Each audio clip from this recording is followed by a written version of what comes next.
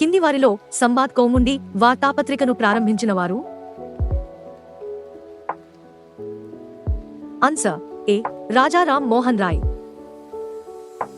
ప్రాచీన భారతదేశంలోని ఏ రాజవంశం నాణేలపై హరిహర విష్ణు అనే బిరుదును ఉపయోగించింది? Answer C. పల్లవ వంశం. భారతదేశంలో బ్రిటిష్ పాలన కాలంలో ఏ చట్టాన్ని బ్లాక్ యాక్ట్ అని కూడా పిలిచేవారు? Answer C. రౌలట్ చట్టం 1919. నాకు రక్తం ఇవ్వండి, నేను మీకు స్వాతంత్ర్యం ఇస్తాను అని ఎవరు అన్నారు? ఆన్సర్ ఏ. సుభాష్ చంద్రబోస్.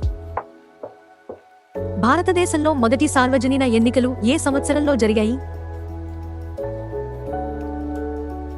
Answer D. 1951 నుండి 1952.